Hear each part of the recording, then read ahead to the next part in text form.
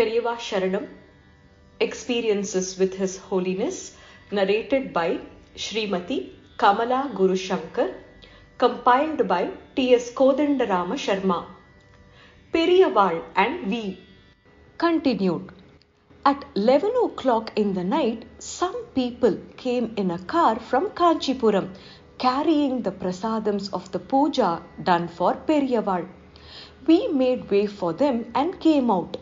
Those who arrived slipped a large garland around Periyaval's neck as Kamakshi's prasadam, and they tied Kamakshi's rose-coloured silk vastram as a holy scarf around Periyaval's head, Parivattam. Periyava asked, pointing to his head, "Is there a golden lace in this?" They replied in the affirmative. He asked, "The lace is a dotted one?" They said, "Yes." He touched the cloth and asked, "Is this silk or fibrous silk?" "It feels like silk to touch." "Yes, silk only." "Oh, they have brought and tied silk to my head." In 2 coconut halves were Kamakshi's prasadams, the Archana Kunkumam and Homa Bhasmam. He took both of them and applied them profusely to his forehead. It was a sight that our eyes couldn't accommodate. Then, as he started talking to those who had come about the matham and such things, we left the room and were standing outside. Soon he asked, "Where is she? Guru Shankar's Bharya, call her." We were somewhat apprehensive as he called us all of a sudden. We both go inside and prostrate. He took both the coconut halves along with the prasadams and dropped them in my hands. Nothing was immediately intelligible to me.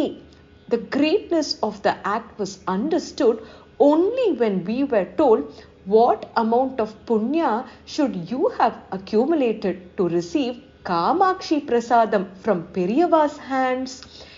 In this manner, Periyaval darshan for 4 days and nights. Days of happiness, a joy that cannot be expressed, the most punya-filled days of our life. House full of people. What name, what place, what ancestry, what status, nothing we knew.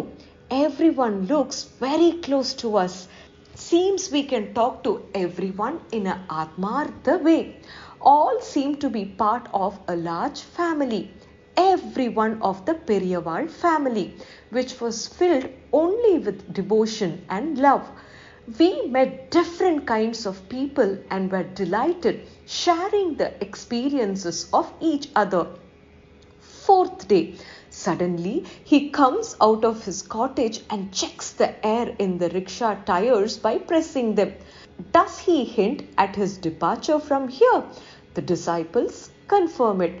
Periyava knows that after many days we are comfortable in your house, so he would leave now, they say. We prostrate to him that night and tell him that it was our wish that Periyava should come to our garden and sit for some time. He does not reply. A long silence. The people around us jeer at us. Must be fortunate to have Periyava come such long distance. Still is he needed to come inside the garden? They laugh. We go to Periyaval early the next morning. We are taken aback at the news he tells us. Periyava says that he went around our garden at 2 in the night and we did not see him as we were fast asleep. A sadness that cannot be expressed, the disappointment in our hearts. We stand in silence with tears in our eyes. We do not know if our asking him to come inside was right or wrong. Periyaval is doing japam. Suddenly, he got up and looked around. His japam was disturbed. As he suddenly ascended the stairs to our garden and slowly went around our house, one of his wooden sandals broke. Just the knob was found between the digits of his toe. He did not stop because of that. Wearing a sandal on one foot and just a knob on the other, he started walking. His assistants ran and brought another pair of sandals. What compassion! Knowing that the moment we learned about his night trip to our garden, we would feel immensely distressed for our peace and joy to make another trip to our house in our presence. What to tell of that mercy? What to compare it with? Only an ocean of mercy. His sudden departure for another place gave us lot of pain. Everyone started following Periyava from our house. Suddenly, the house became empty. It was like a theatre after the play was over. It seemed that all relatives have left us in a single day. But then Periyava, who is everyone's relative, coming and staying with us, blessing us and giving measureless anugraham. It is something to reminisce repeatedly.